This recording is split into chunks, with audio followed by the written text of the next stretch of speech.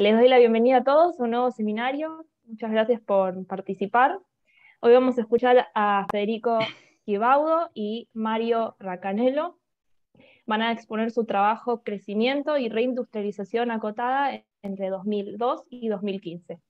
Así que los dejo con Federico. Bueno, hola, buenas tardes a todos y todas. Bueno, primero les comparto la pantalla, así ya empezamos. Díganme si se ve bien. Perfecto. Sí, Perfecto. ahí está mejor. Bueno, buenísimo. Bueno, hoy lo que nos trae a la tarde de hoy es lo que sea el capítulo 6 de este libro que se escribió durante el año pasado, que abarca básicamente toda la historia de la industria argentina desde 1810 hasta el periodo de pandemia, o sea, el año pasado. El libro fue coordinado por Marcelo Tuyer, que bueno, acá está presente, y le agradezco por la confianza para escribir este capítulo en coautoría con Mario Racanello. Y vemos que en toda la historia industrial hay diferentes etapas, así como el modelo exportador, la industria que se crea al pie de eso, la industrialización de importaciones, la parte más compleja, la del Estado, luego un periodo de valorización financiera, así que una reestructuración regresiva de la industria, y llegando ya al segundo milenio, al año 2001-2002, empieza esta etapa que es la que nos trae el capítulo de hoy. O sea, el capítulo de hoy abarca la etapa que sería entre el año 2002 y 2015. Específicamente empezamos en el 2002 porque es el año donde se quiebra el régimen de convertibilidad, o sea, se quiebra el 4 de enero principalmente del 2002 por la ley de emergencia económica. Bueno, un poco lo que vamos a repasar en esta presentación van a ser el eje de políticas públicas, o sea, específicamente cómo fue la agenda industrial en este periodo. Vamos a hablar de las virtudes, de las limitaciones con la agenda industrial de cara al desarrollo de un sector que arranca de un declive muy áspero, si se quiere, hasta su desarrollo, su recuperación, los años 2003, 2004, 2005, y las limitaciones que va a enfrentar a partir del 2008, e inclusive en el correr de la década del 2010, los primeros años, cuando reaparece la histórica limitación externa que tiene la estructura industrial argentina. En base a eso vamos a hablar de las políticas públicas en los diferentes subperiodos que contiene el capítulo y las vamos a determinar. Vamos a tener en cuenta un poco los actores sociales, o sea, los grupos, las organizaciones empresarias, los trabajadores, cómo fue la dinámica de las alianzas en este periodo. Y también al final le vamos a dar, ya con todo este panorama más de esquema, de contexto, le vamos a tirar los datos macroeconómicos del sector industrial en general, como también a nivel sectorial, teniendo en cuenta empleo, el salario, el producto, el comercio exterior, importaciones, exportaciones. Y al final vamos también a hablar un poco de lo que sería la parte más microeconómica, cómo fue organizada la cúpula empresarial, cuáles fueron las distintas estrategias, cuál fue el peso del Estado en esta cúpula empresarial. Y por último vamos a cerrar con las conclusiones y algunas otras conceptos para recuperar. Bueno, arrancamos ya con la política industrial, que básicamente vamos a arrancar con el fin del régimen de convertibilidad. La política industrial en este periodo se puede separar en dos periodos. Una primera parte que a grandes rasgos podemos diferenciar entre 2002 y 2007, que se basó básicamente en la estabilidad macroeconómica y los incentivos sectoriales, y otra del 2008 a 2015, donde se puede ver una ampliación, un avance en las capacidades tecnológicas, políticas contracíclicas, y también al Estado con peso de mayor jugador en el esquema industrial.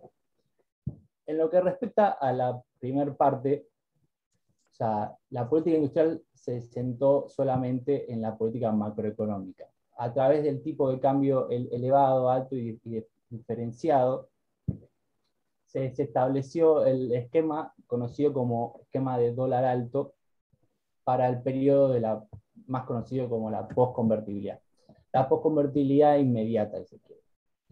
Inmediatamente de la salida del régimen se produce una crisis, o el corralito, el corralón, que bueno, atrajo a toda a la estructura industrial, decayendo el producto hasta fines del año 2002. Hubo recambio en el gabinete, buscando una nueva salida para nuevas elecciones presidenciales, pero la política económica se abrevió en este tipo de cambio alto y diferenciado para el agro y para la industria. Entre las ideas, al momento previo del quiebre del régimen de convertibilidad, podemos encontrar por un lado al grupo productivo, que este grupo se creó a fines de 1999 con diferentes organizaciones y grupos empresarios que considerados como la facción perdedora de la convertibilidad, proponían el esquema de evaluatorio diferenciado con intención de promover el sector industrial, específicamente con énfasis en el mercado interno.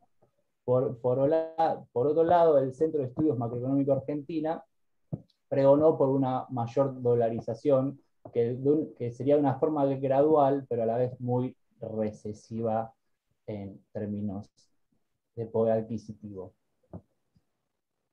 Otro grupo de ideas muy conocido también ahí por los de la facultad fue el grupo Fénix. Este grupo, que estaba integrado por economistas, investigadores, docentes de la Facultad de Economía, a través de varios documentos, entablaron lo que fue conocido como el Plan Fénix, que también recuperaba el tipo de cambio alto y diferenciado, mayor obras de infraestructura, ¿qué más? Desarrollo industrial con el pleno empleo, y seguros de desempleo y seguridad social. En ese marco de ideas se terminó armando la política industrial de este primer periodo, que con el cambio presidencial en el 2003 tuvo un nuevo impulso con este mismo sesgo, manteniendo en cierta forma varias de la política implementada por Duhalde, pero paulatinamente pregonando una mejor recomposición del salario real, que eso va a tener sus replicancias en la inflación más en el año 2005. La otra vertiente de política industrial durante el periodo son los regímenes sectoriales y regionales. La mayoría de carácter horizontal. Una de las más conocidas fue la ley de software del año 2004, que otorgó beneficios impositivos al sector, como también le creó un fondo de financiamiento. Por el lado del régimen con mayor relevancia fiscal fue el de Tierra del Fuego, continuó siendo el de Tierra del Fuego, que fue renovado, si no me equivoco, en el año 2007. Pero bueno, también el régimen de Tierra del Fuego fue uno de los programas que mayor costo fiscal absorbió y no terminó de completar los objetivos en base a lo que sea sustitución de importaciones, producción local y mejoras tecnológicas.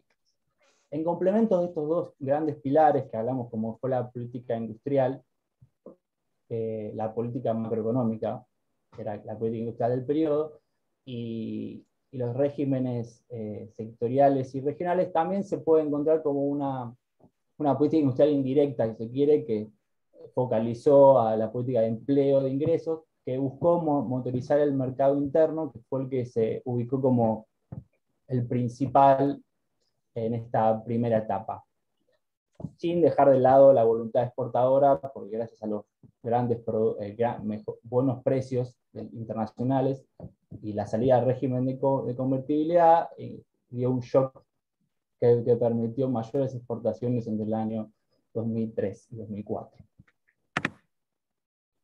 Acá un poco de lo que habíamos repasado, el esquema del dólar alto se fundó en estos tres pilares. El tipo de cambio alto y competitivo,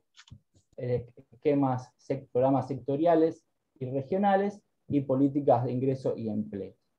Todas estas ideas también se pueden abreviar bajo lo que se conoce como la ola del neodesarrollismo, que impactó fuertemente en la región latinoamericana al inicio de la década del 2000. Estas ideas abreviaban las mismas doctrinas de tipo de cambio alto para mantener un dólar alto, para mejorar la competitividad externa, y así de tal forma crecer, a virtud de una buena sustitución de importaciones, crecer el eje exportador.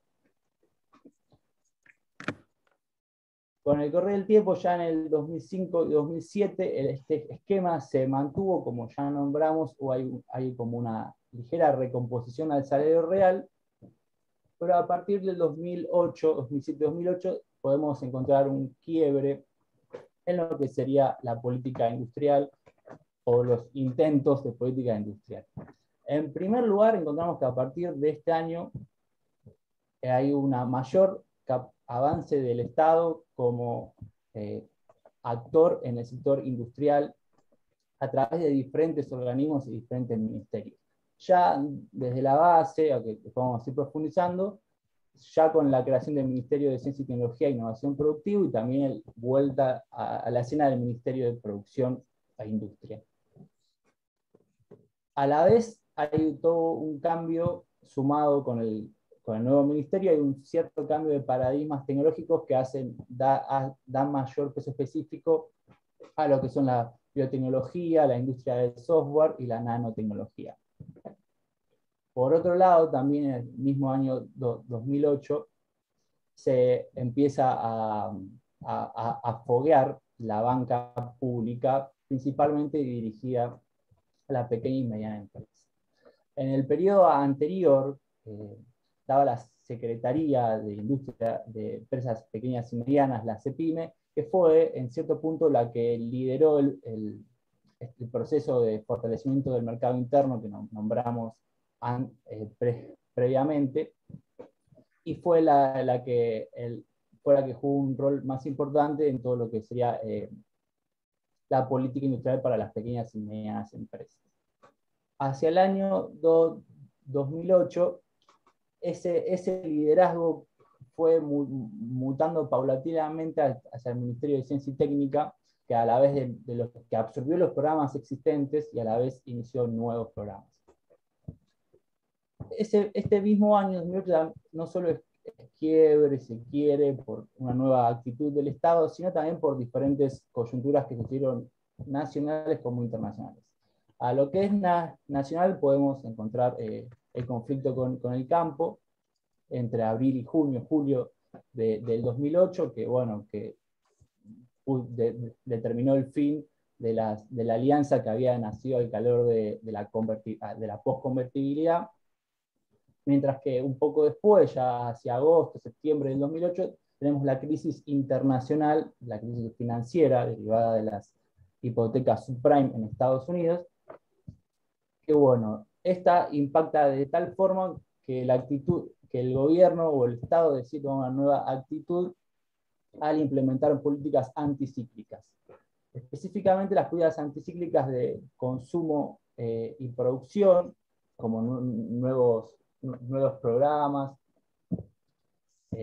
también el uso de reservas, al contar con una cantidad importante de reservas acumuladas en los periodos previos, le permitió sortear el golpe internacional por la crisis de una mejor manera, y a la vez de profundizar ciertas medidas de distribución.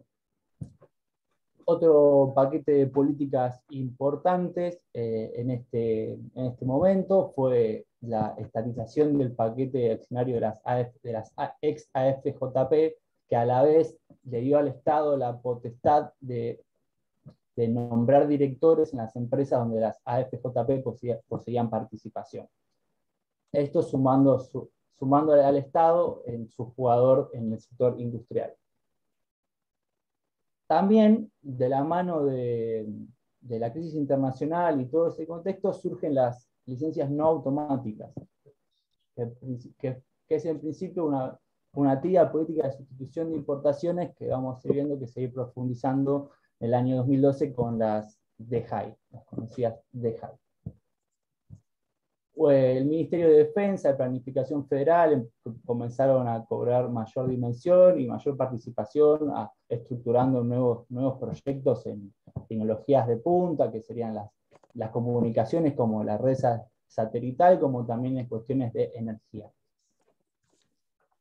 Ya con de esta primera parte que hablamos entre 2008 y 2011, que justo está media tumultuosa porque tenemos quiebres internos y externos, y a la vez 2010-2011, que lo vamos a ver en un rato, tenemos como los picos en lo que es producción industrial, que bueno, que se derivan en cierto punto de toda esta política. La última fase de la política industrial del periodo arranca con lo que sería el Plan Estratégico Industrial, que fue el primer plan de industria, o sea, una política industrial, como así es conocida, es la primera después de 30 años. El plan en sí no hacía un diagnóstico muy fehaciente de lo que es la situación en ese momento de la estructura económica argentina, particularmente la industrial. Hacía énfasis en cubrir los cuellos de botella, no por ejemplo en crear nuevos sectores en la industria, sino que buscaba eliminar esos cuellos de botella a la vez de fogonear el mercado interno y con esa idea buscar una nueva rama exportadora. En paralelo al PEI se crearon como secretarías en el INTI y la Subsecretaría de Competitividad en el Ministerio de Economía para articular un poco más eficazmente la política. De la misma forma que se creó el PEI, se crea el PAI, o sea, el Plan Argentina Innovadora 2020, que quedó a cargo del Ministerio de Ciencia y Tecnología. Acá vemos como otra vez el Ministerio de Ciencia y Tecnología, el Ministerio de Producción, vuelven a estar como ahí en el rol protagónico de lo que es la política industrial. Acá sí, ya más con un foco directo de política y no tanto de programas, de instrumentos. El año 2012 va a continuar con otras políticas importantes que pueden ser consideradas de corte estructural, como fue la reforma de la Carta Orgánica del Banco Central, donde se buscó que la institución tenga mayor injerencia en lo que es la economía real, a la vez que no deje de tener en cuenta al sector más rezagado de la parte industrial, o sea, a las pymes. O sea, a cierto punto que se mejoren las tasas de créditos a las pequeñas y medianas industrias. En esa misma línea se crearon las LICIP, la línea de crédito a la inversión productiva del Banco Central. Un tiempo después, meses después de marzo, llega la renacionalización del 50% de YPF, intentando cambiar una lógica financiera por una lógica productiva en la institución en este momento, a partir de ahora, nacional. También con una mirada más de largo plazo, fusionando ciencia y tecnología con producción e industria, a fines de diciembre se crea lo que es conocido como ITEC, la parte tecnológica de YPF, y a la vez, durante los últimos años, también el Ministerio de Planificación, de Defensa, siguieron implementando nuevos programas, nuevos instrumentos. El de planificación, uno de los más conocidos es el INVAP y el satélite ARSAT. Y ya para fines del periodo analizado, tenemos que en 2004 ocurre una devaluación, también compensada con distintos instrumentos al consumo y a la producción, y durante el último año de gestión del kirchnerismo, la estratégica de política industrial que se vuelve a tomar es como volver al tipo de cambio elevado, un anclaje nominal del tipo de cambio que volvería a tener esos beneficios para el sector industrial.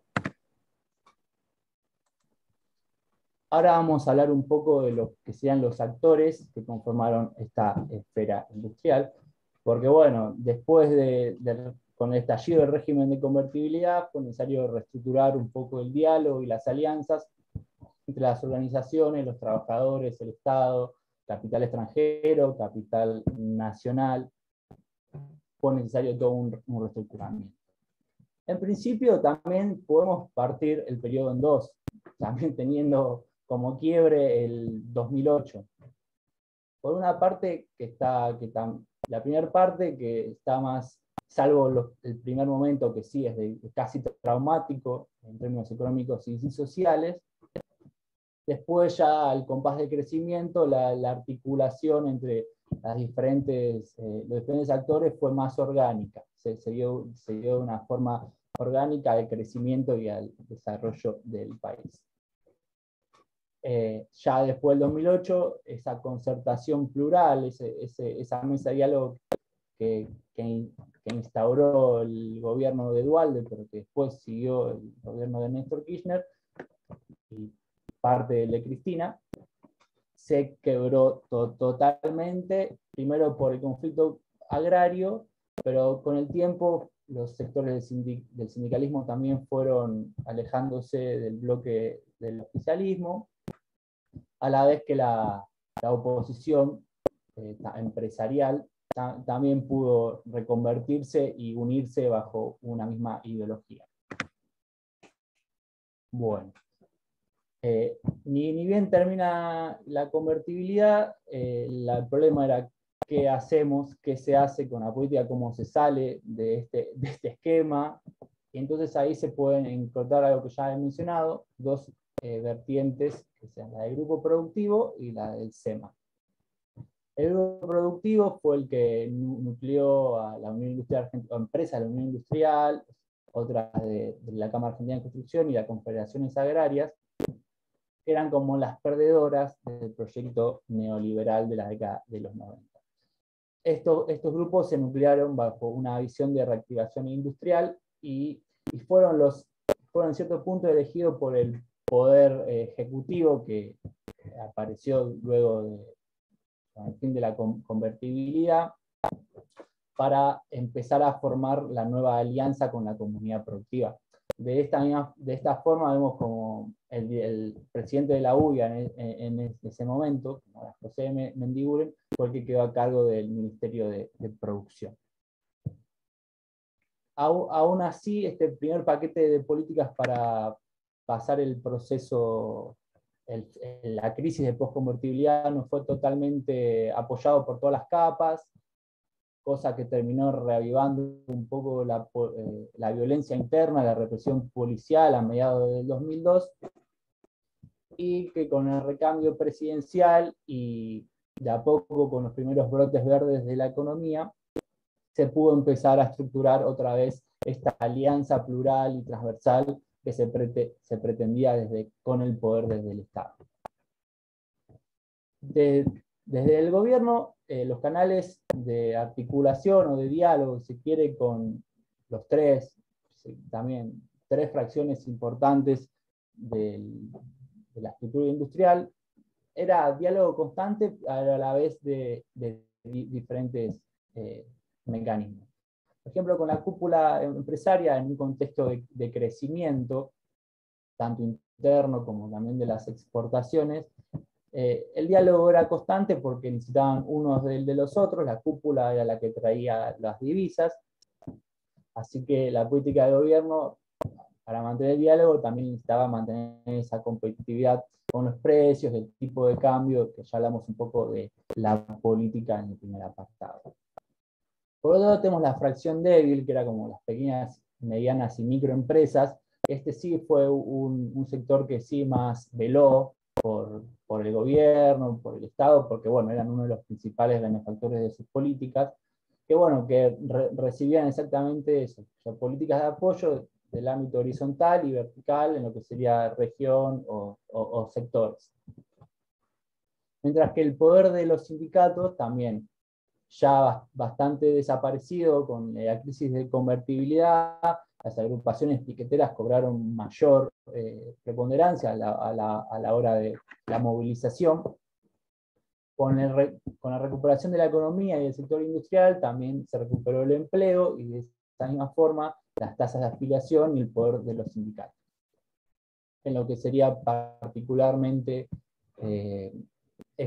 esta etapa y la dinámica entre los sindicatos y el gobierno entre 2003 y 2007, podemos ver que la articulación que se dio también de forma orgánica entre la CGT y el gobierno ayudó en cierto punto a manejar rondas de negociaciones salariales que sirvieron también para diferentes rondas en diferentes años como 2005, 2006, 2007.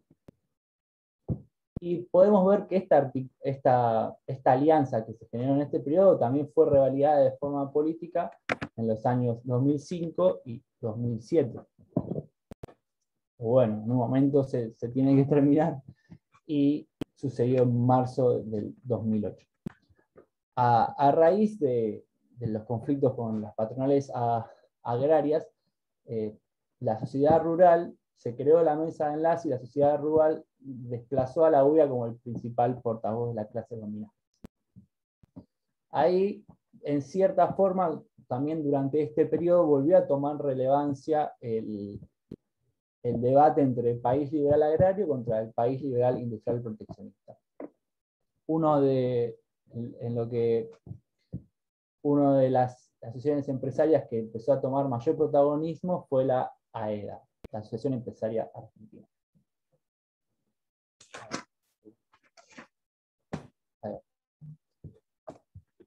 La AEDA con el conflicto de la 125. Esta organización era más bien chica, se creó en mayo del 2008. Los representantes directores eran nacionales, pero bueno, lo que tenían era la cohesión ideológica era muy fuerte en este sector, que esta cohesión ideológica pregonaba el liberalismo. Siempre ante todo las libertades jurídicas, y se puso en contra, bueno, en este momento se puso de parte de la sociedad rural y de la mesa de enlace, la UIA, en este momento, justo con el conflicto agrario, no tomó partida.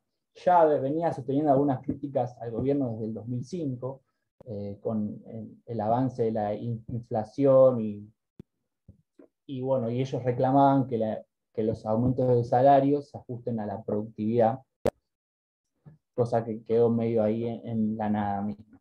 Así que la UIA empezó a distanciarse del gobierno, la AEDA tomó mayor protagonismo y se ubicó primero con una actitud defensiva en contra del gobierno, pregonando el liberalismo, en contra de la intervención y luego en contra de la creciente inflación ya para el año 2010-2011, pero luego con el tiempo va a ir formando como un eje más ofensivo políticamente, si quiere, al terminar conformando un foro de convergencia empresarial para fines de 2013, que va a tener decisiva importancia. Bueno, con el decreto del Senado y con el conocido el voto no positivo, se terminó esta idea de concertación plural que llevó a cabo los gobiernos kirchneristas, que bueno, que se mantuvo en pie, que pudo surfear la crisis internacional, pero ya en el último bloque, los últimos 4 años, ya la concertación y el diálogo entre diferentes capas o las demandas de otros sectores no tan allegados al gobierno ya dejaron de ser escuchadas. Lo mismo ocurrió con el sindicalismo, mientras que los sectores, la UIA fue de a poco desapareciendo en su apoyo al gobierno, mientras que la AEDA empezó a cobrar cada vez más importancia hasta tener un rol protagónico de cara a las elecciones de 2015. Hasta ahí fue lo que sea actores y políticas. Ahora les cedo la palabra a compañero Mario Racanello. Bueno, buenas tardes. Gracias a la... ¿Se me escucha? Porque recién se me salió de la videoconferencia y pude volver justo. Bien, buenísimo. Bueno, buenas tardes a todos y todas. Les agradezco la oportunidad de poder hablar aquí en el seminario interno del IEP. A todos los compañeros del instituto y también a Marcelo también por la posibilidad de poder aquí escribir con Federico este capítulo del libro. Bueno, yo en esta parte de la presentación vamos a ir en búsqueda de esos hechos estilizados y también de los resultados que se consiguieron a partir de estas políticas públicas, los resultados que tiene este modelo industrial durante este periodo. Y bueno, vamos a ver muchos gráficos que algunos van a ir más rápido que otros para poder llegar a tiempo. Bueno, empezamos primero con la trayectoria del tipo de cambio, ¿sí? La variable fundamental para ver el termómetro del periodo y las condiciones bajo las cuales va a evolucionar el sector industrial y que permiten el cambio de modelo, ¿no? ¿Sí? En esos meses de diciembre de 2001 y enero de 2002. La serie azul, bueno, es la del tipo de cambio nominal, ¿sí? Y después la serie roja, la del tipo de cambio real, ¿no? Ahí vemos en un primer momento el overshooting que experimenta el tipo de cambio, un aumento notable, extraordinario de la competitividad precio, ¿sí?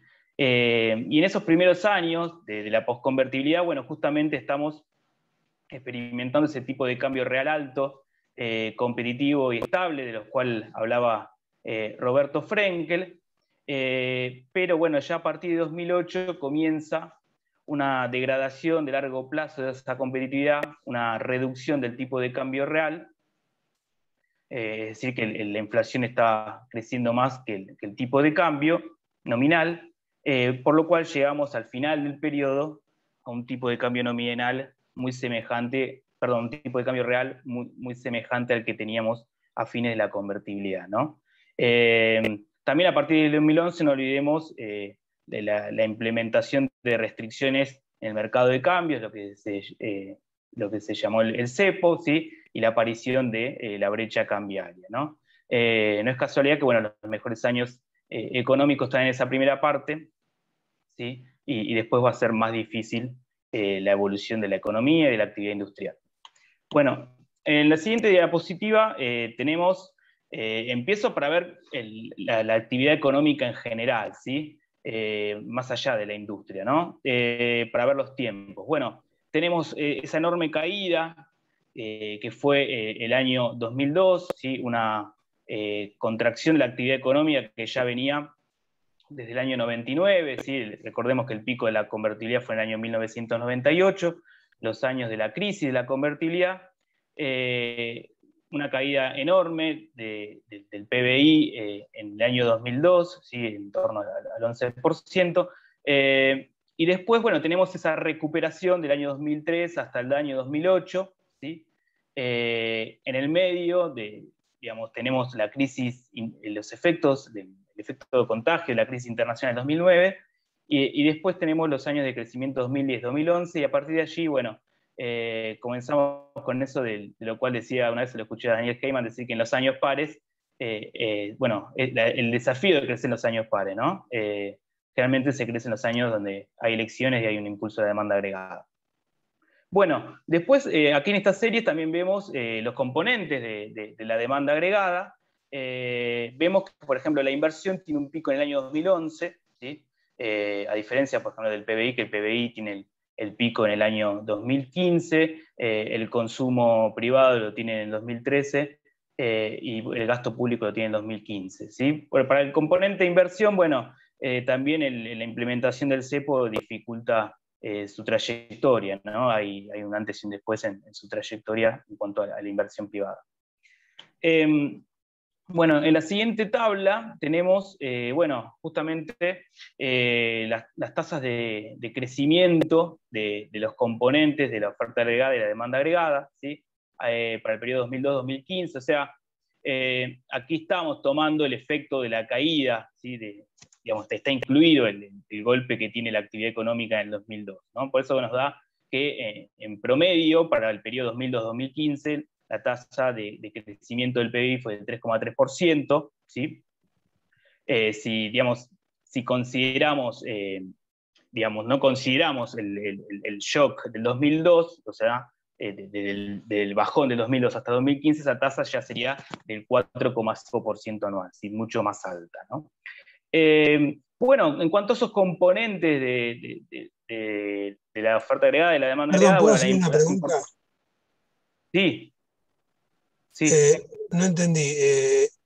2002-2015 te da 3,3 y tomando que otro periodo te da 4 como base. Claro, digamos, en el primer nudo 3,3 estamos calculando, digamos, el ratio año 2015, año 2002, y ahí Sí, calculamos la tasa sí. geométrica. Sí, pero ¿cuándo te Eh, da 4? ¿Con qué denominador te da 4? ¿Con qué divisor? no, perdón. El 3,3 me dio con 2001, comparando el PBI 2015, el PBI Ah, 2001. está. Entonces ahí nos daba más bajo porque, bueno, tiene el efecto del año 2002. En cambio, si hacemos el pozo de 2002 frente al del pico de 2015, ahí sí me da Sí. 4,5. Ya el ¿Sí? 2001 también estaba no Pues tan bajo. siempre está la Sí, discusión de, bueno, si el año 2002 lo ponemos dentro de sí, lo este lógico sería periodo. tomar un periodo cíclico, el pico cíclico, ¿no? Algo parecido al 98.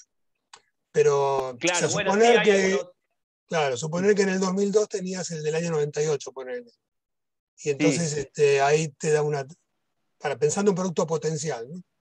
claro. Entendí. Sí, bueno, hay varios gráficos que tenemos, hacemos la comparación 98, como es el pico. Listo. Dale. Sí, pero bueno, si en otros está con base 2001, ¿sí? Pero obviamente nunca nos Claro. olvidamos del pico del 98. Bueno, en cuanto al el comportamiento de las importaciones, bueno, crecen más rápido que el PBI, o sea, eso lo vamos a ver en el gráfico, que bueno, ganan participación en el producto de las importaciones, ganan participación en la oferta. En cuanto a los componentes, bueno, de la demanda agregada, bueno, tenemos que la inversión tiene una tasa bastante elevada de 5,5%, el consumo privado 3,8%, gasto público y exportaciones menores tasas, ¿no? Bueno, después en las otras columnas tenemos de periodos más posteriores, ¿no? Pero bueno, no lo vamos a decir acá. A ver, acá ya nos metemos con la industria, y acá, como decía Saúl, no nos olvidamos del año 98. Bueno, acá tenemos la curva, digamos, superior es la curva del PBI industrial, ¿sí? Y la otra es del PBI, esto es con base 100 el año 2001, ¿sí? Pero bueno, ahí encontramos el pico de la actividad industrial que es en el año 2011, ¿sí? Esto es a pesos constantes, ¿sí? Y bueno, ahí como termina el año 2015. Comparando con el año 98, bueno, vemos que el PBI industrial es 37%, está por encima del año 1998. Habría que decir acá calcular la tasa anual, pero bueno, en términos absolutos nos da 37% por encima del año 98. Respecto a cómo termina el periodo del año 2015, nos da que es casi 30% por encima del pico del año 98. Bueno, y ahí vemos las etapas, ¿no? El crecimiento relativamente prolongado de los primeros años, el bajón en el año 2009, los picos 2010, 2011 y después la dificultad para crecer digamos, en realidad hay un retroceso, ¿no? Del PBI industrial. Acá sigue una dinámica distinta a la del PBI en general. Digamos, el retroceso de los últimos años se nota claro y después se va a prolongar en los años siguientes. Bueno, acá están las tasas de variación, estas las podemos pasar, ¿no? Pero marca los periodos, ¿sí? Lo que decía antes. En la siguiente diapositiva, bueno, ahí tenemos como tres trayectorias que describen lo que sucede en el periodo. Una es la que ya hablamos, la del PBI industrial. Acá también usamos como base 100 el año 2001. La serie roja, bueno, es la evolución del empleo industrial privado a nivel formal. O sea, respecto a lo que sucedía en 2001, vemos que esa trayectoria digamos, evoluciona como la del PBI, aunque es mucho más suave su trayectoria. Por ejemplo, ¿en qué sentido? De que, por ejemplo, en la crisis de 2009, el efecto sobre el empleo industrial no es tan fuerte. Hay una caída, claro, pero no es tan fuerte como el impacto en el PBI, ¿no? y después, bueno, entre puntas, 2001-2015, digamos, nos da igual el aumento del PBI industrial y del empleo industrial formal, ¿no? Bueno, después la otra trayectoria es la creación, digamos, de la cantidad de empresas. Estos son con todos datos del CIPA, ¿no? Bueno, ahí sí vemos que a partir del año 2008, digamos, antes de la crisis, ya ahí se llega como un techo en la creación de empresas industriales, ¿no? Estamos por encima de los niveles de finales de la convertibilidad, pero el techo se alcanza y no se crece en el número de empresas. Bueno, en la siguiente diapositiva tenemos el PBI industrial per cápita ahora, y acá sí, bueno, nos fuimos más atrás, hicimos un poco de historia económica hacia más atrás, y bueno, aquí vemos de vuelta, comparando el pico 98-2011, un aumento del 20% en el PBI industrial per cápita. Ahora nos acercamos muchísimo, aunque no logramos alcanzarlo, el pico histórico del PBI industrial per cápita, que es el del año 1974, ¿no? Estuvimos, de vuelta a estas series en pesos constantes, estuvimos muy cerca de alcanzarlo, pero quedó un poquito abajo. El PBI industrial per cápita, bueno, después va a crecer, perdón, va a caer hasta el presente, ¿no? Varios años estamos en caída del PBI industrial, ¿no? Respecto, bueno, al cómo termina en el año 2015, bueno, a un nivel bastante, similar a lo de comienzo de los años 70, ¿sí? En términos de PBI industrial per cápita. Bueno. En la siguiente diapositiva ya hacemos un poquito de comparación con lo que sucede con el resto del mundo, empezando por América Latina, y vemos la participación de la industria argentina en la industria de América Latina. Vemos sobre todo una caída de la participación muy fuerte en los últimos años de la convertibilidad, del 15 al 7% de la industria de América Latina, y después, en este periodo, ¿sí?, de la postconvertibilidad, se recupera, la Argentina va ganando participación frente al resto de la región, ¿sí? Pasando del 7 al 14% entre puntas, aunque no llegando al nivel de participación que se tenía al comienzo de este, digamos, los últimos años de la convertibilidad. No se logra recuperar el terreno perdido, ¿no? Bueno, en la siguiente diapositiva, aquí, bueno, tenemos también se ve el crecimiento de la Argentina, ¿sí?, frente a otros países, ¿sí? Me parece que Saúl te quería hacer una pregunta, Mario. Sí, sí, Saúl. Abrió el micrófono, pero no se animó. Sí. Ya me asusto, sí. ¿no? No, ya sé que no hay por qué. No, perdóname, lo que pasa es que estaba silenciado, me había silenciado, y claro, sí. Y como habías cambiado de diapositiva, dije, bueno, no lo molesto. Pero no, la pregunta era dime. como la diapositiva anterior, ya que sos tan gentil. Esta. ¿Cómo sumaste ahí la industria de América Latina y el Caribe? Porque dólares corrientes, dólares constante un año base, porque ahí influye mucho la base que tomes, ¿no? Sí, bueno. No, estoy seguro que agarré la serie de corrientes, agarré como fuente Cepalstat, la base de países de América Latina que usa la CEPAL. Ahí tomé el total de América Latina y ahí obtuve el porcentaje. O sea, en dólares corrientes. Sí. No, a ver. Sí, en dólares corrientes, porque sí, entonces estoy seguro que es en dólares corrientes. El otro la hice en dólares constantes, pero perdón. Sí. No, porque uno se pregunta que al final lo que uno está observando no es un retraso del tipo de cambio, más que un aumento de la participación de la producción industrial, ¿no? Sí, porque eso, digo, te está, al hacerlo en dólares corrientes, te está ensuciando el tema de la variación del tipo de cambio real, porque vos tenés, por ejemplo, tenés un 15% ahí en el 2000, te cae un 7% en el 2002, pero obviamente la mayor parte de esa caída no es real, sino que es por la devaluación de la moneda. Claro. Entonces, por eso, claro, habría que pensar, hay un efecto cambiario fuerte ahí, habría que tratar de limpiarlo de eso para ver la participación real. Sí, los cocientes son en dólares, ahora me parece que son dólares constantes, sí, no, las participaciones son en dólares.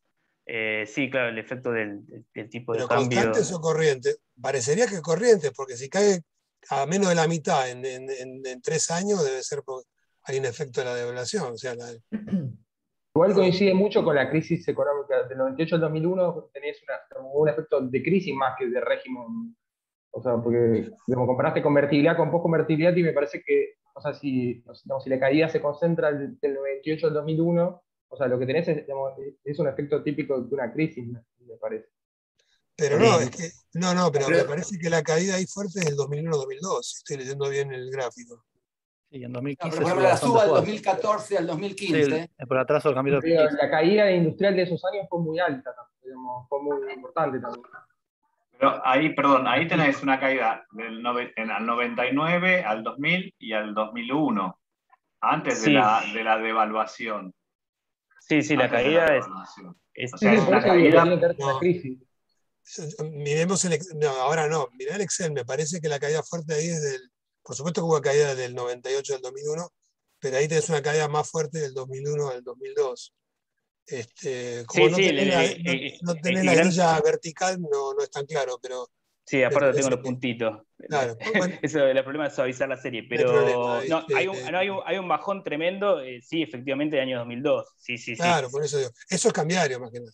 Hay una parte real, pero hay una parte cambiaria muy, muy fuerte. Nada más era eso, para saber.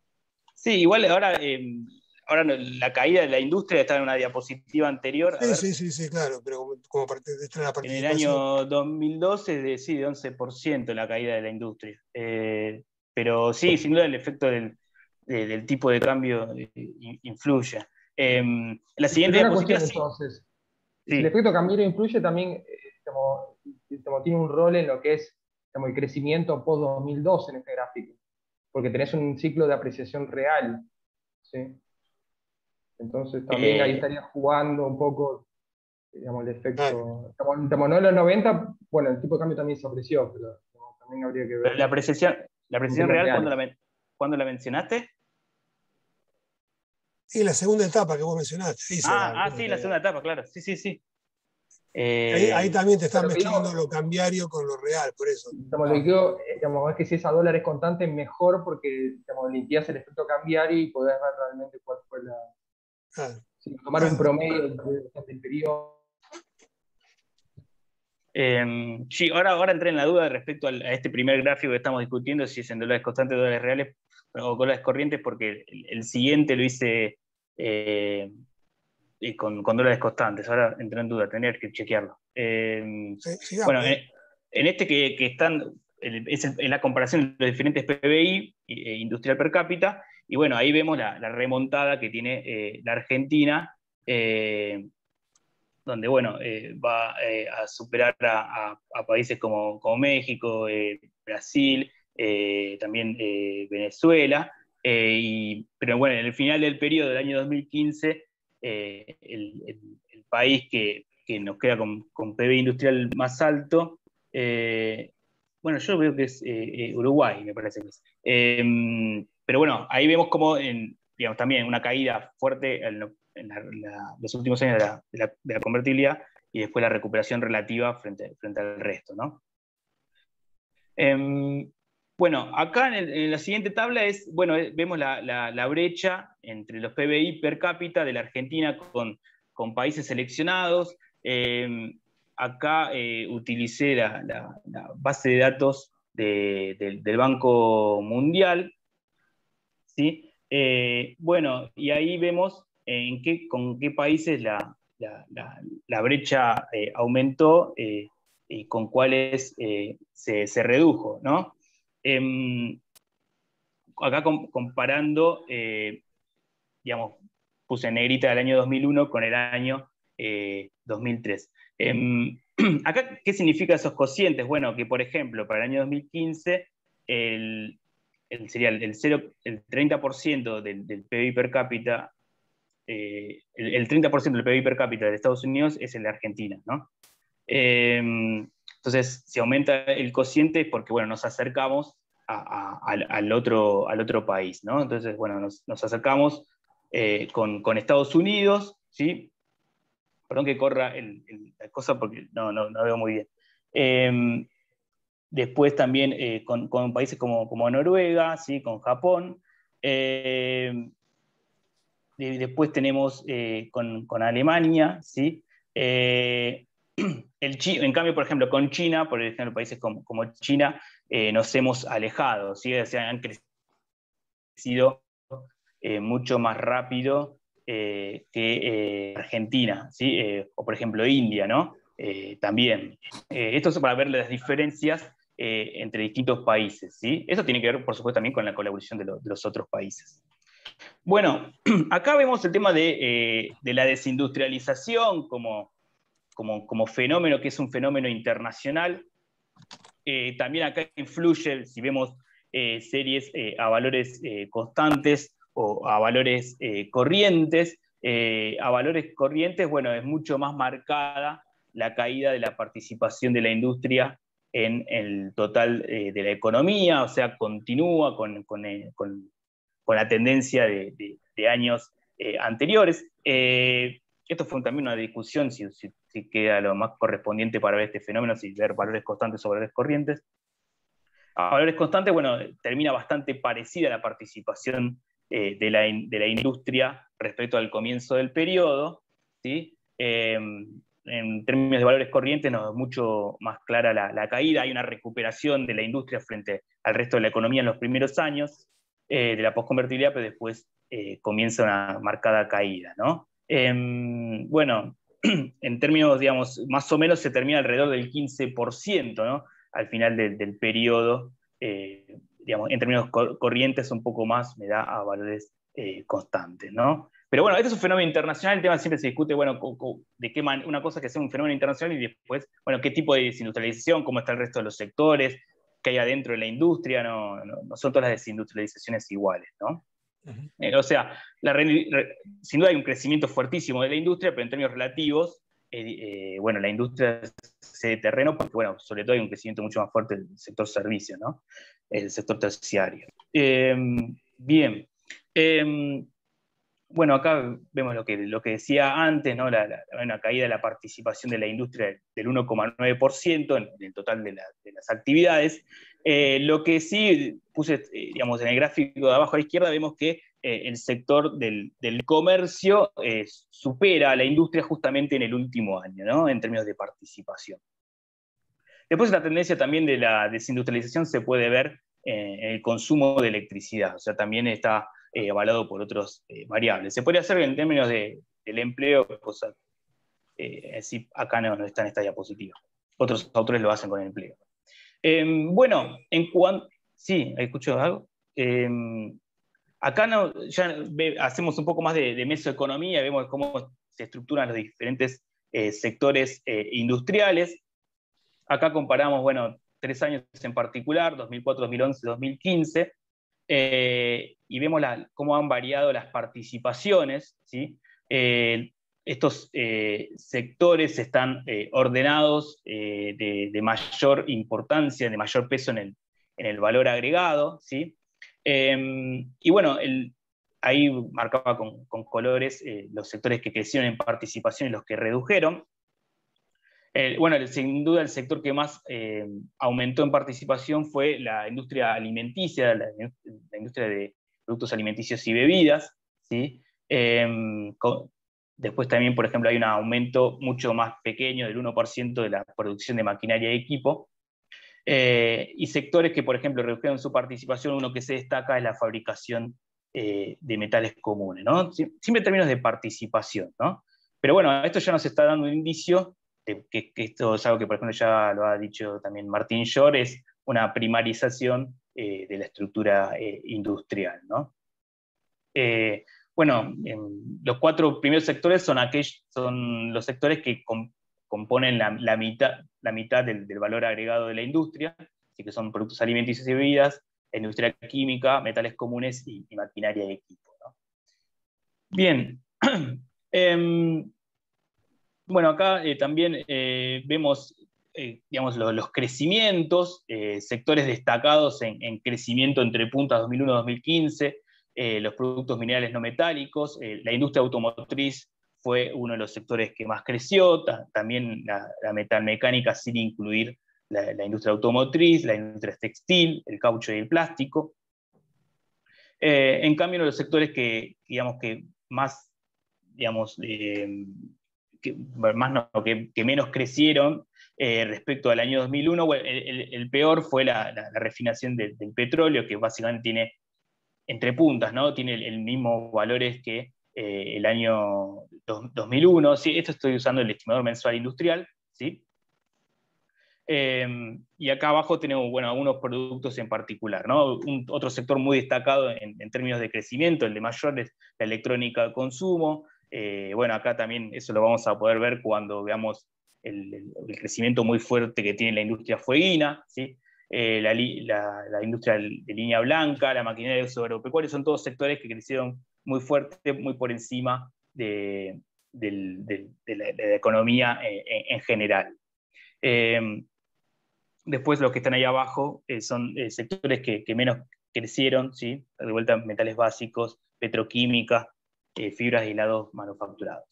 Bueno, en la siguiente ya, bueno, vamos al área del comercio exterior, donde, bueno, este largo periodo se experimenta un crecimiento de las exportaciones industriales.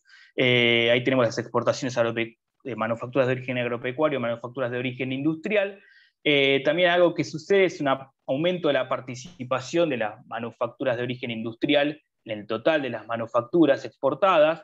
El año 2011 es un año donde se alcanza el pico de la participación de las manufacturas de origen industrial con un 35% de participación. Después esa participación va a reducirse y en cambio aumenta la de las manufacturas de origen agropecuario. Comparando entre puntas, bueno, gana participación las manufacturas de origen agropecuario y cae la de la industria, pero bueno, en realidad, por ejemplo, también acá del año 2011 se repite también como pico industrial. Tenemos un pico, por ejemplo, en lo que es las manufacturas de origen industrial per cápita, ¿no? Pero bueno, después, en realidad la economía se va cerrando a partir de 2009, ¿sí? En 2008 es el pico, tanto desde de apertura a nivel de importaciones y de exportaciones. Después la economía se va a ir cerrando y se pierden estos logros de comercio industrial de los sectores más interesantes de la industria en términos de valor agregado. Bueno, acá hacemos algo parecido con lo que hicimos con los sectores, pero para las exportaciones. Y bueno, justamente el sector que más gana en participación es digamos, el sector de residuos y desperdicios de la industria alimenticia. Bueno, acá está también los productos elaborados de la soja, donde bueno, ahí ganan participación, con un 9% de participación ganada en la estructura entre 2001 y 2015. Otro sector destacado que gana participación es piedras y metales preciosos. En cambio, los que más caen son la industria eléctrica, metales comunes y la industria del cuero, es decir, las curtiembres, ¿no? Bueno, ahí estas filas están ordenadas de mayor a menor peso en cuanto a exportaciones industriales, y después en la última columna son las variaciones, ¿no? En cuanto a las importaciones, bueno, como pude mencionar antes, las importaciones, como crecen más que el PBI, sobre todo en los primeros años, ganan peso en la oferta agregada, y ese pico se alcanza en el año 2008, y como les dije antes, se va cerrando la economía, ¿sí? Después ahí abajo tenemos las series que componen las importaciones. Y ahí podemos ver que, bueno, por ejemplo, bienes de capital, las importaciones de bienes de capital muestran una participación mayor respecto al comienzo del periodo. Esto también pasa con el sector automotriz, ¿sí? O sea que, bueno, a ver, hay un esfuerzo sin duda en los últimos años por sustituir, que es un esfuerzo más claro que en los primeros años, pero bueno, no se logra con todos con los grandes sectores de las importaciones, ¿no? Otro sector, por ejemplo, que digamos, se pierde sin duda esa batalla por sustituir, es la de combustibles, ¿no? Respecto a los componentes de la inversión, bueno, si clasificamos, perdón, Fede, es la diapositiva anterior, sigo con la anterior. Los componentes para maquinaria y equipo entre nacional e importado, ¿sí? Y para equipos de transporte, bueno, en maquinaria y equipo sí es la inversión en componente importado fue superior a la de productos nacionales de maquinaria y equipo, más no esto con equipos de transporte. Aquí en equipos de transporte sí, comparando de vuelta 2001-2015, fue mayor el crecimiento del equipo de transporte nacional respecto al importado. Ahora sí, en la siguiente diapositiva vemos la trayectoria, que ya es algo estructural de la industria, al déficit industrial, ¿no? Digamos, la diferencia entre exportaciones e importaciones industriales, ¿sí? Con un déficit creciente a partir del año 2010, ¿no? Y bueno, esto va a tener relación también con las reservas, ¿no? Con el stock de divisas de la economía, una economía que va reduciendo notablemente su stock de divisas. Bueno, se le produce también un techo a la evolución del producto industrial, o sea, hay una recreación en los últimos años de la lógica de stop and go.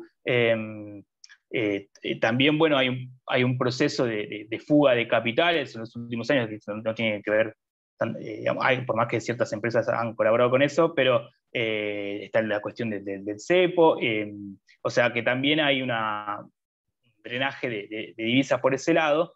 Pero bueno, la industria no colabora, sino que al contrario hace perder más divisas a la economía, que tienen que ser colocadas sobre el sector agrario y dentro de la industria. Sin duda el sector que más contribuye con divisas es la industria alimenticia, ¿no? Pero después el resto de los sectores, digamos, hacen perder a la economía divisas. Esto se puede ver también cuando vemos el déficit entre productos por el grado de tecnología, donde, bueno, también los que tienen mayor desarrollo tecnológico, donde mayor es el déficit industrial, ¿no?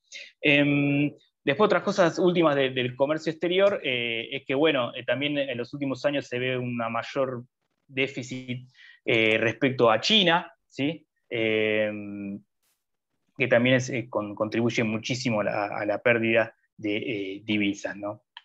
Bueno, ahora ya respecto nos vamos metiendo con los actores, los actores a nivel empresario, a nivel del mundo del trabajo. Bueno, acá es algo que ya lo dije antes, que bueno, que a partir del año 2008 se llega al techo de cantidad de empresas, ¿sí? Si los dividimos en grandes empresas y entre pymes, la verdad que la evolución es bastante similar, siguen a lo largo del tiempo. En cuanto a absorción de empleo, sí han ganado participación en el empleo relativo las grandes empresas, ¿no?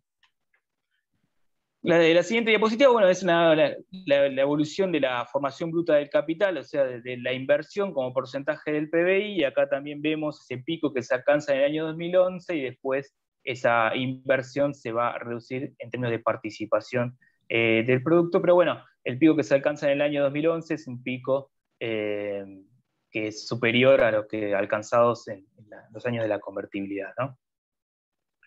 En cuanto a la composición acá ya vamos hacia lo que es la cúpula industrial, o sea, las mayores empresas industriales de la Argentina. Acá estamos viendo las principales 200 empresas. Generalmente estos análisis se utilizan, digamos, por ejemplo, la revista Mercado, que en la edición de junio nos traen todas las ventas de las empresas. Este es un análisis que hace mucho Martín Shore. Martín me ha cedido la base de datos que él tiene, y ahí pude calcular, recrear estos números. Y acá, bueno, vemos justamente que a ver qué cambia respecto al último año de la convertibilidad. Bueno, hay un aumento de la participación del capital extranjero, ¿sí? Durante la posconvertibilidad, ¿sí? Este el periodo de 2002-2015. sobre todo en los primeros años, o sea, y esto acá no está en esta serie lo que sucede antes, pero o sea que hay una continuación del fenómeno de extranjerización en términos del total de ventas. Ahora esta tendencia se revierte a partir del año 2012. Si a partir del año 2012 hay una caída en la participación del capital extranjero ganado, ¿sí?, por su contraparte, que es el capital nacional, ¿no? El capital privado nacional. Después la serie de más abajo corresponde a las asociaciones que son asociaciones entre capital público y capital privado. Así que, digamos, la extranjerización continúa respecto a la etapa anterior. Mario, una consulta, Sí, Mario, perdona. sí. ¿El salto que hay entre 2011 y 2012 es YPF, básicamente? No, porque... Pienso. A ver, 2011, 2012. Pienso porque ese año se produce la exportación de YPF. Sí, bueno, pero YPF no, a ver, eso es algo que lo discutí con Martín Short, también se lo preguntaba a Federico, que digamos, YPF él no la toma como digamos, en la clasificación la coloca como una empresa de combustibles y de servicios, entonces no está en el ranking.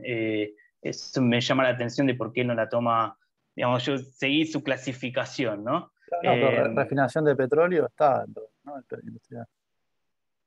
Sí, refinación, pero por ejemplo está Shell y no sé por qué no ubica a YPF, pero no, en realidad no iría por ahí. Fíjate que en la siguiente diapositiva no está. ¿Alguna idea de qué explica ese salto que sea entre 2011 y 2012?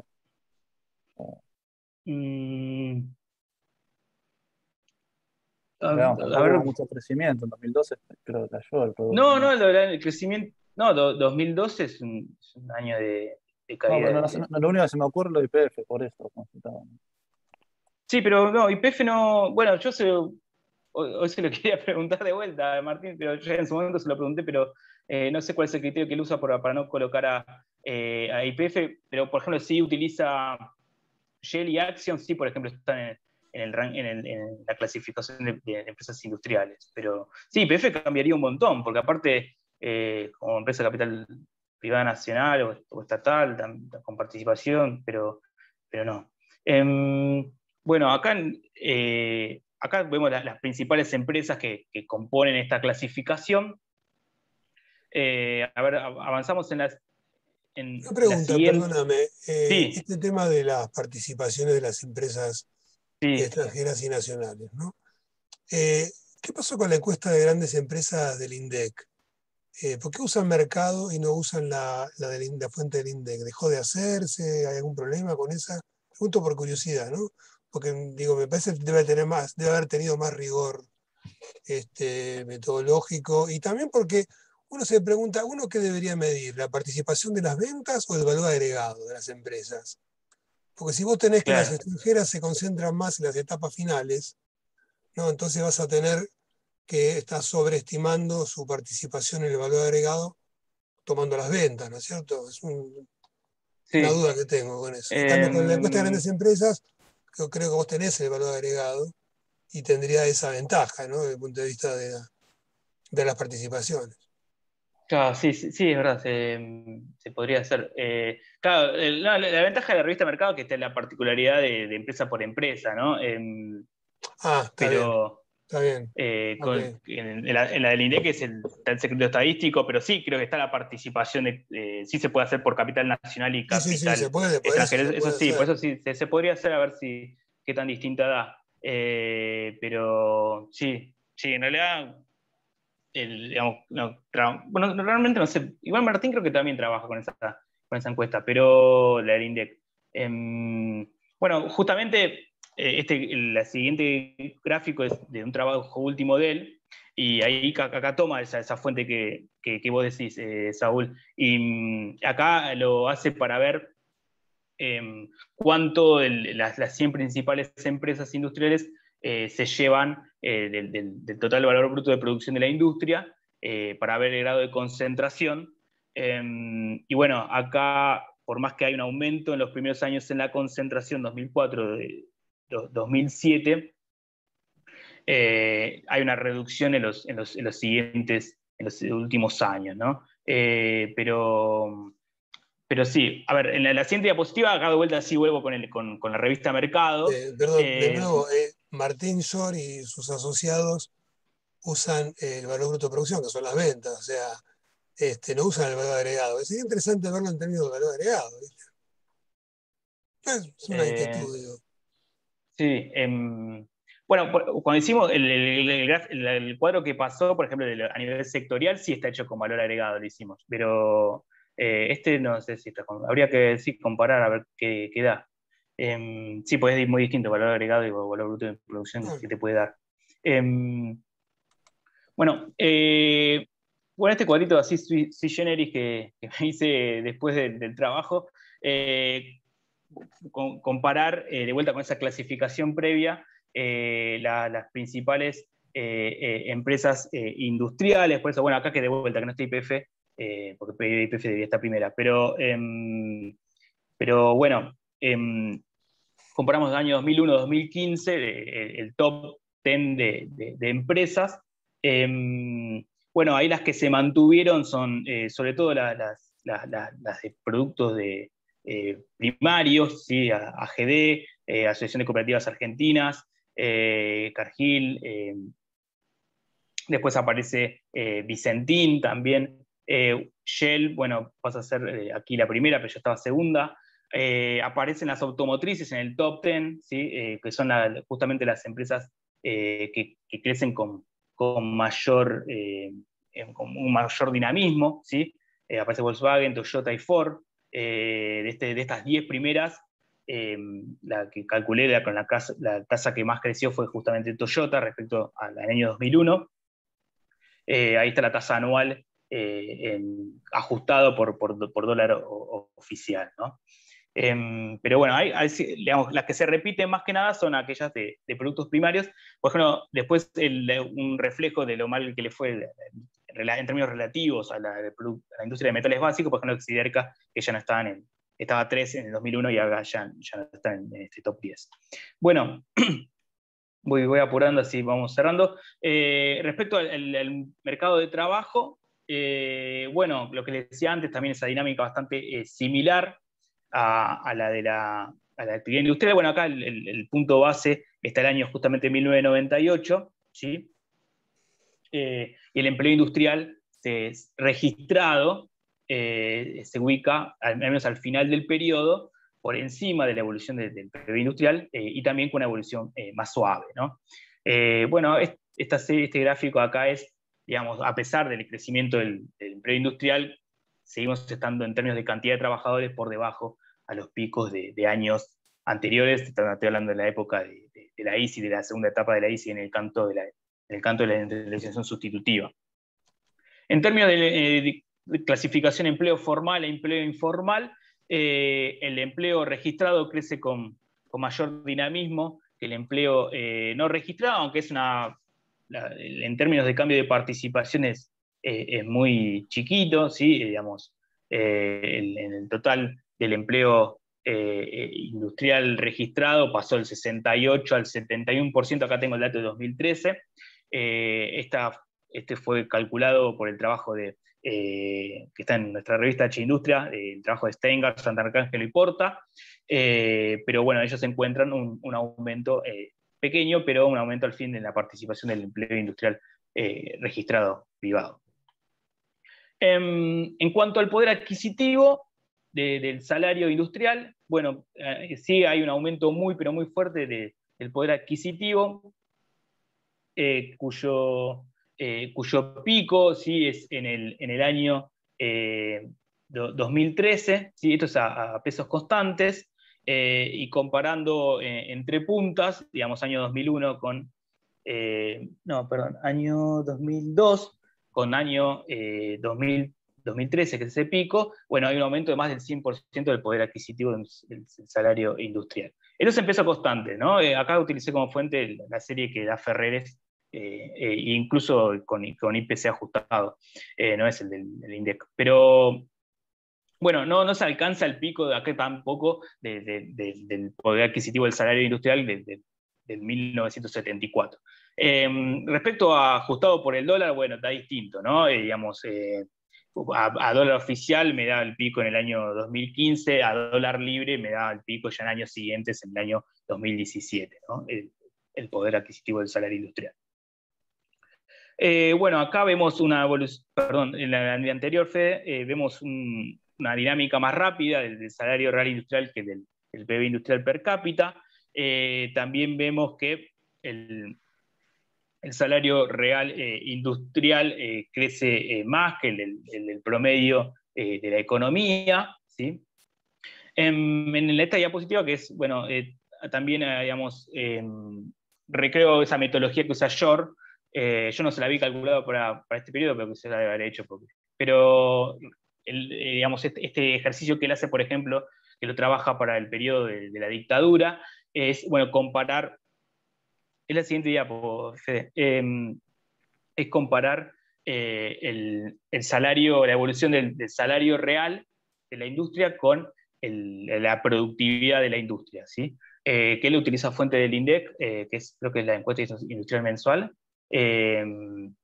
Acá yo, bueno, lo he calculado, y bueno, ves el ratio como un indicador de la pulseada entre salario y capital. Bueno, justamente en los primeros años de la postconvertibilidad, los dados están a favor de los empresarios, ¿sí? En cuanto a que la evolución de la productividad es creciente frente a la caída del salario real. Después, a partir del año 2004, comienza a mejorar la situación para los trabajadores, ¿sí?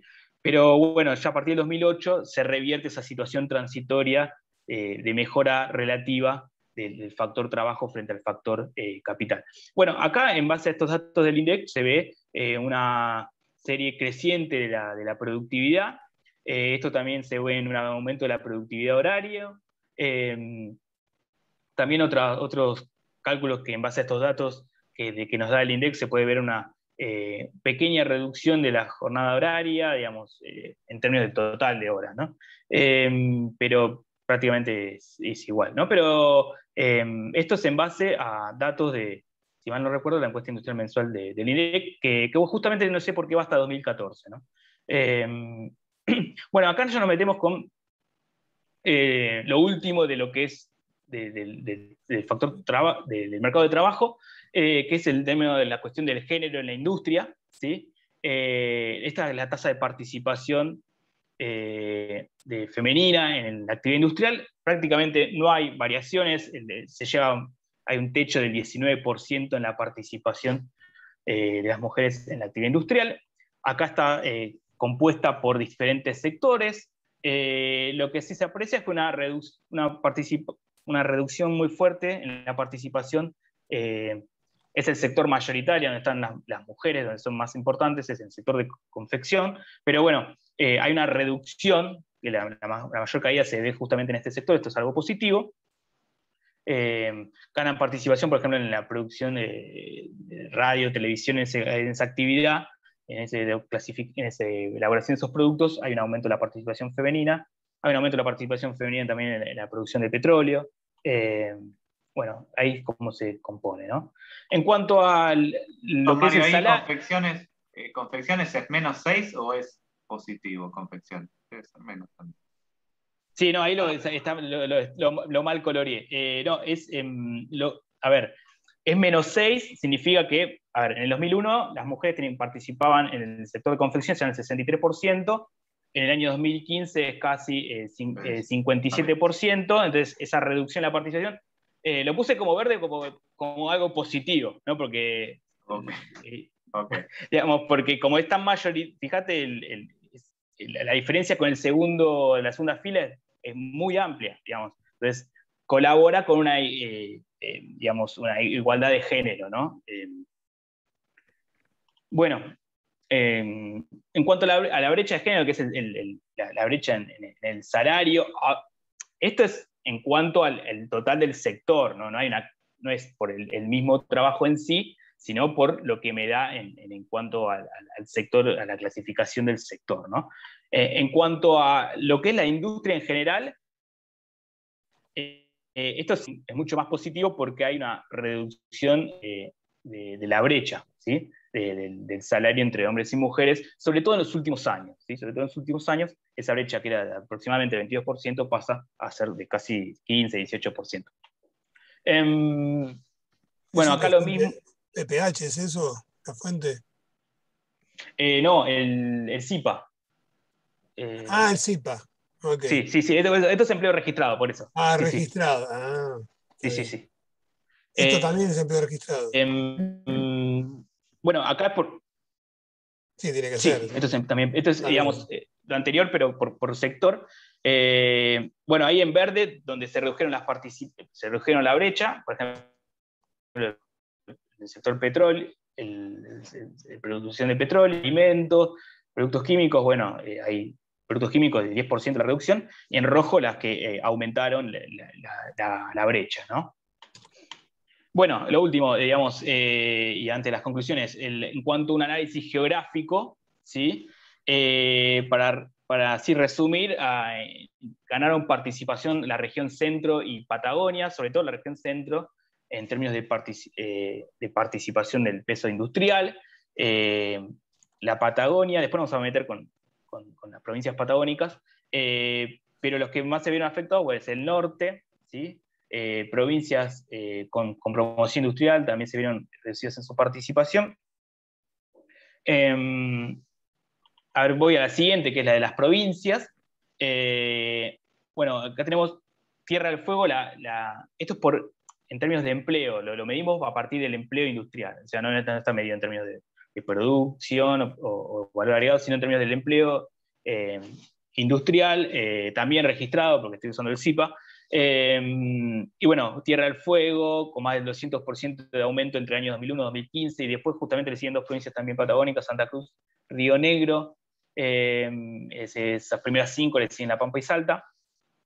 Entre las demás abajo, las que menos crecieron, menos del nivel país, bueno, la que menos creció es San Luis, ¿sí?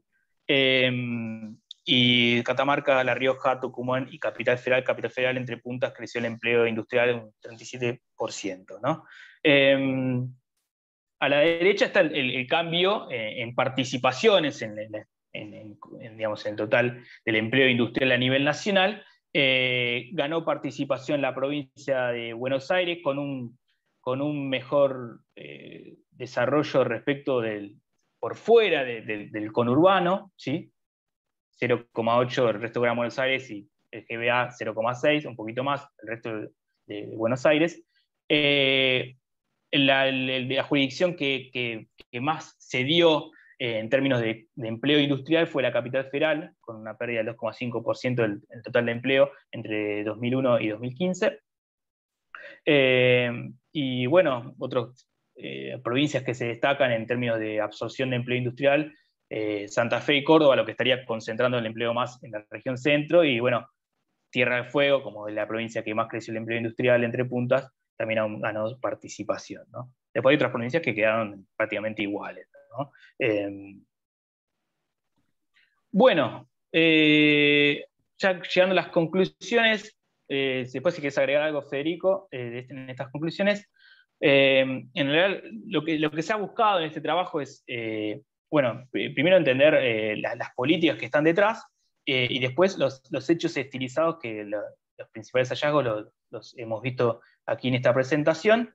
Hay un crecimiento industrial muy fuerte en el periodo, aunque como lo han dicho ya autores, por ejemplo, como Fernando Porta, no se consigue esa transformación de la estructura productiva, ese ansiado cambio estructural no se logra conseguir. En términos relativos frente al resto de la economía, la industria continúa, ¿no? Digamos, en términos de participación, no logra revertir la situación de años previos o alcanzar esa predominancia que tenía bajo el modelo de la sustitución de importaciones, ¿sí? Pero bueno, la industria ha funcionado como un sector muy importante para dinamizar el empleo, ¿sí? También los obreros industriales, además de tener mejores oportunidades de empleo, experimentaron un mejor poder adquisitivo, bastante similar al al de años previos, pero bueno, en los últimos años ese poder adquisitivo se mermó. Después, también frente a dinámicas previas de etapas anteriores, la extranjerización, la primarización siguió estos fenómenos, no se pudieron torcer, ¿no? Digamos, la predominancia del capital extranjero en la estructura industrial o el mayor valor agregado de aquellas industrias localizadas, por ejemplo, en los productos primarios, ¿no? En cuanto al comercio exterior, se tuvo buenos resultados, al menos hasta 2011, en términos de las manufacturas de origen industrial particularmente. Después con el cierre de la economía en los últimos años, bueno, ahí entramos de vuelta en la lógica de la restricción externa, del techo para crecer, las pérdidas de divisas, con la cual condiciona la industria y la cual la industria también contribuye a esa reducción del stock. En cuanto a la política pública, bueno, como dijo Federico, hay una serie de cambios entre la primera etapa y los últimos años, ¿sí? Donde, bueno, en los últimos años, digamos, ya hay una mayor presencia del Estado empresario, con una mayor participación en acciones de ciertas empresas a partir de la estatización de las AFJP, pero también está digamos, la nacionalización de YPF, digamos, hay una serie o la creación de un complejo industrial, o la importancia que se le da a complejos como INVAP. Digamos, en ese sentido hay una mayor participación del Estado, pero bueno, son justamente los años donde es más difícil de crecer. Después algo que me había olvidado de decir respecto a ese poder económico en la industria es que también durante este periodo de la postconvertibilidad, básicamente de la economía kirchnerista, es que las grandes empresas de la cúpula industrial tienen digamos, no solo tienen mayor niveles de ganancia que frente al resto de la economía, sino que también tienen mayores niveles de ganancia respecto a los años de la convertibilidad. Esto de vuelta, tomando estos datos en base a estas publicaciones periódicas, igualmente con los datos del INDEC, esto también se comprueba esa mayor tasa de ganancia respecto a periodos previos. Pero esto lo digo ahora porque es algo que se me pasó en la presentación. Bueno, no sé si Fede querés agregar algo digamos, respecto a las conclusiones, pero por ahora eso es todo. Gracias. Perfecto. No, la verdad que agregar nada, así que vamos a hacer las preguntas que si quedó algo. Muchas gracias, Mario y Federico, por la presentación, estuvo muy buena. Así que sí, ahora abrimos un espacio de comentarios y preguntas. Es un trabajo muy descriptivo, ¿no es cierto? Pero a mí me gustaría saber qué explicación encuentran ustedes a este desempeño tan distinto entre la primera y la segunda etapa, y si alguna asociación tiene con las políticas que estuvieron mencionando o no. Lo que pasó a pesar de las políticas, se dio por las políticas. Hay algunas cosas que no están muy explícitas, pero parece que en algún momento Mario dice, bueno, claro, cerraron la economía y claro, ahí dejó de crecer la industria, ¿no? Entonces ahí causa, efecto. A ver, en algún momento mencionaste el tema del tipo de cambio real, que podría ser un candidato, no el único, pero digamos, es una variable importante, ¿no es cierto? Tendrá que ver con el tipo de cambio real, porque la restricción externa, a ver, al principio no tenía restricción externa. O sea, las restricciones externas, en algún momento empezaste a tener restricción externa. ¿Cómo se explica que antes no tenías y después empezaste a tener? Me gustaría saber qué explicación o qué interpretación tienen ustedes sobre ese desempeño tan diferente entre la primera y la segunda etapa. Bueno, a ver, desde mi punto de vista, sí, bueno, ahí el tipo de cambio real también está marcando los tiempos. Bueno, había mayor posibilidad de acumular divisas en esos primeros años, que eso también le da oxígeno a la economía. Justamente los últimos años es donde va perdiendo divisas, y eso condiciona también el desarrollo industrial. Bueno, hay una variable clave para la economía en general también, que es no la mencionamos, pero es los términos de intercambio. Bueno, justamente el año 2011, 2012 son los años donde tenés el mayor nivel de los términos de intercambio. en toda la historia, digamos. Después también tenés el mayor peso del déficit fiscal, que también condiciona la posibilidad de estimular la demanda agregada.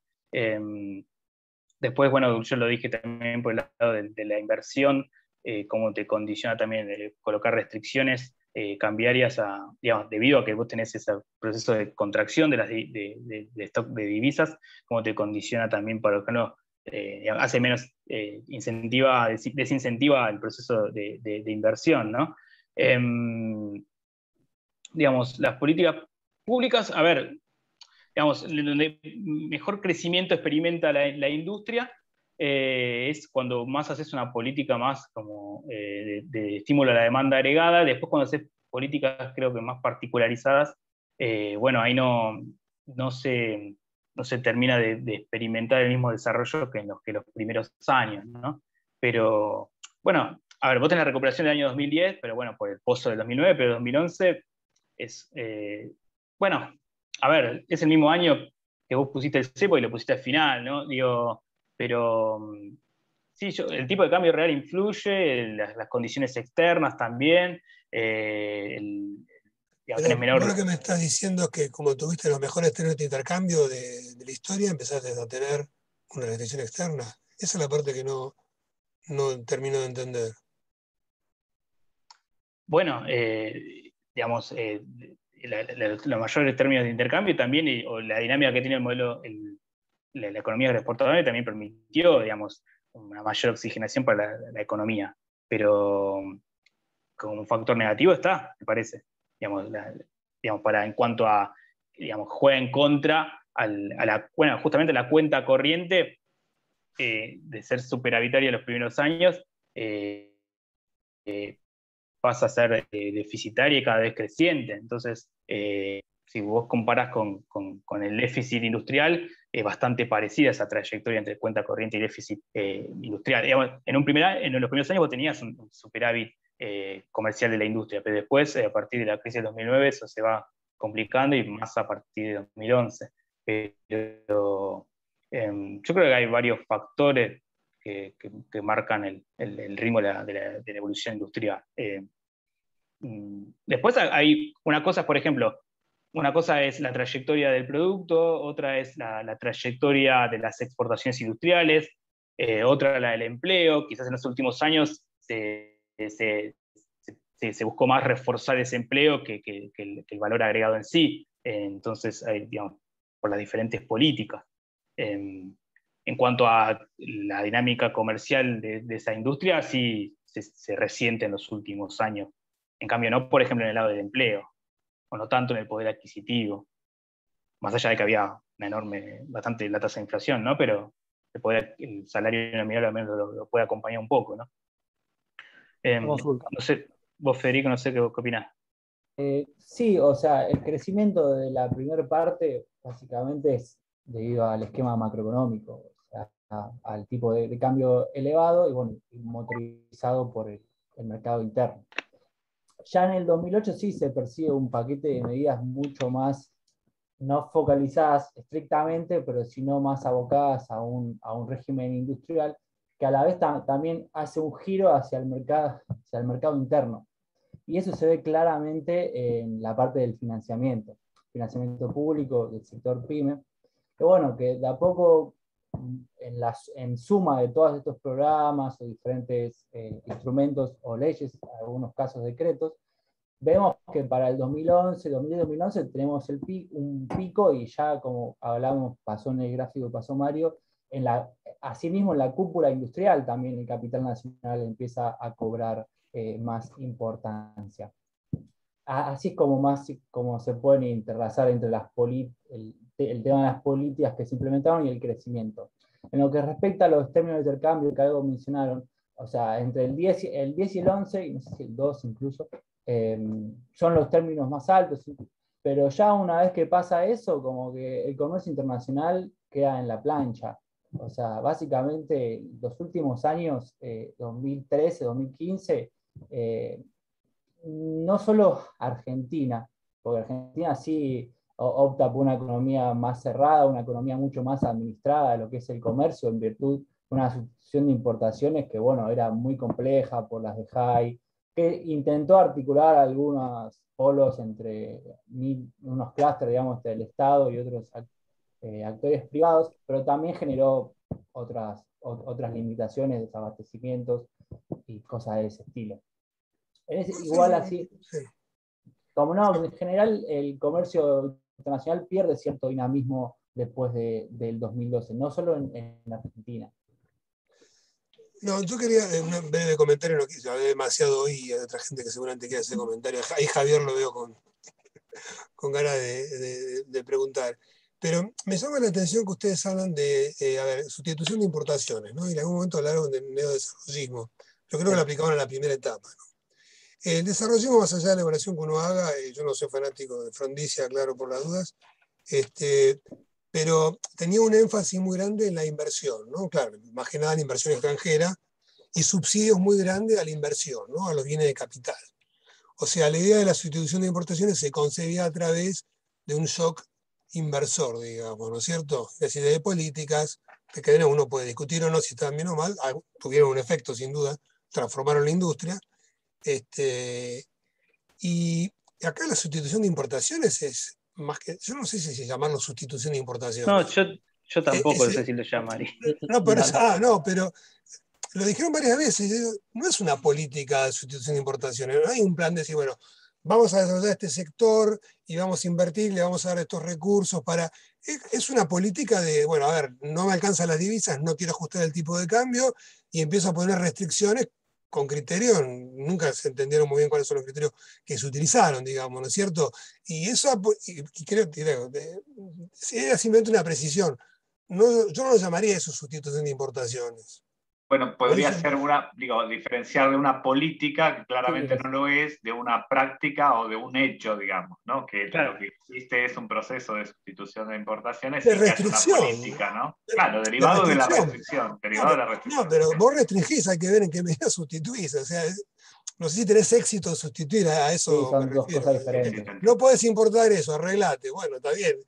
¿Y conseguís un proveedor interno? No, nada, no hablo más hoy, porque hablé demasiado. Gracias, ¿eh? Muy bien, gracias. Viendo el gráfico ese de participación de las importaciones en la oferta agregada, digamos, ahí ves la contracción de la participación de las IMPO en los últimos años, pero en los primeros años vos tuviste un aumento enorme, pues importó un montón en los primeros años y terminaste bastante parecido, mal no recuerdo el gráfico, pero termina bastante parecido a la convertibilidad, o sea, hay como dos etapas, digamos, a lo último, porque bueno, tenés de vuelta la restricción externa y tenés que sustituir tenés que ver cómo ahorrar divisas de alguna forma, que no se te generan como antes tampoco. Una consulta, sí hay. Mario. Sí, Javier. Sí, no sé si ha mostrado, pero el gráfico sería la tasa de inversión sobre el producto. Quería consultarles, o sea, sí. ¿por qué se explica que un desempeño tan pobre en la tasa de inversión, que bueno, el promedio de la época es similar a los 90, si bien hay un pico mayor, y eso en sí, bueno,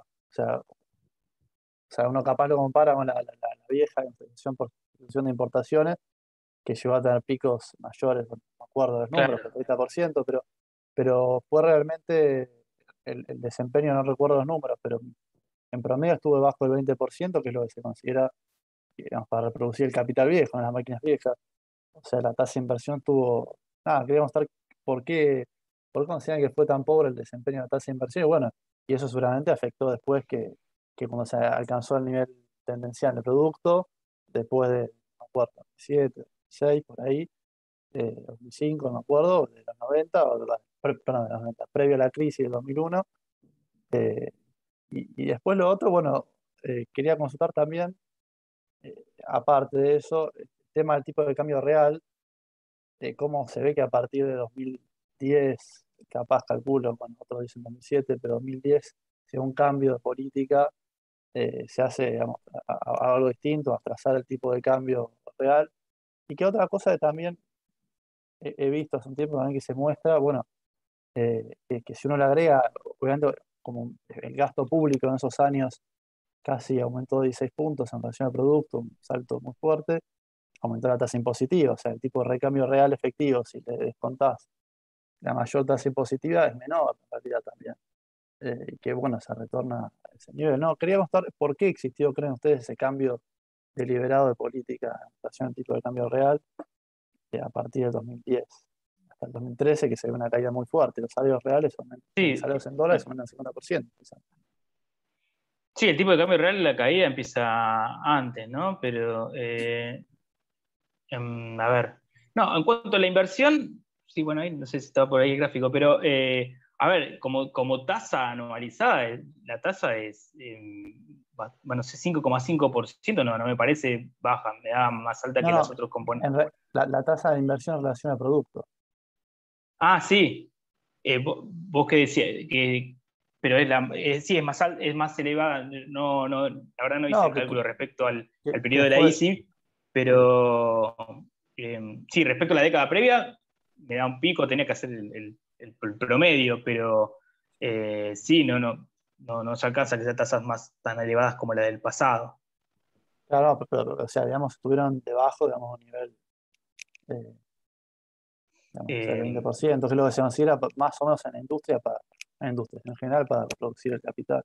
Y mismo también si le sacás el efecto, creo, de la construcción, que debe ser 10 puntos, no hubo un desempeño. Bueno, eso es lo que dice Leiva bastante. Sí, bueno, sí, la discusión de si cuánto se desarrolló por capacidad instalada ya previa o generaste, ¿no? Y después, ¿cómo es que la pregunta tuya del gasto público? O sea, no, o sea, mostraste el gráfico de tipo de cambio real. Y bueno, sí. Yo preguntaba por qué esa política, hubo una política gubernamental, creo más que todo a partir del cambio del Banco Central en 2010, digamos, de atrasar el tipo de cambio. Bueno, por lo menos por lo que mostraste en el gráfico, 2010, 2013 es un atraso. Esto lo dice bastante Frenkel también. Sí, bueno, también tenés un atraso, pero también tenés un mercado paralelo, el dólar. Pero no, en 2010 todavía. Pero no, igualmente. 2010 no. Pero igual tenés ciertos atrasos, por ejemplo, en periodos preelectorales y después, bueno, los aumentos del tipo de cambio. Sí. Pero sí, bueno, yo creo que. No, relacionándolo con el gasto público, lo que quería incorporar era que hubo un salto tan fuerte, digamos, en el gasto público, y en parte también en la presión impositiva, que te tornó ese tipo de cambio real que ya era bajo, aún más bajo todavía, lo que era incluso en 2015. Sí, no, sí, gasto público también aumenta en participación también. Claro, no, aumentó 16 puntos, si mal no recuerdo. Sí.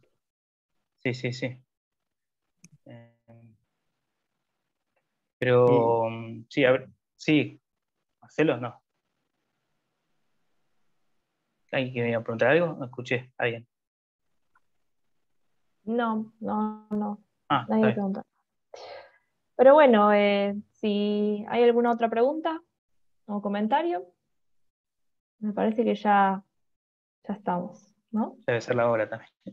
Bueno, de mi parte, gracias a todo el IEP por la posibilidad de acá exponer. También las preguntas de Saúl están buenas porque son bien de metodología y reflexivas. Así que vamos a darle otra vuelta a ver qué pasa al trabajo. Sí, cada pregunta y comentario contribuye siempre a mejorar. Así que bueno, les agradezco a ustedes por la voluntad de participar y a todos los presentes por siempre estar y acompañarnos en los seminarios. Así que nos vemos la próxima. Gracias, Daniela. Gracias. Muy bien. Gracias.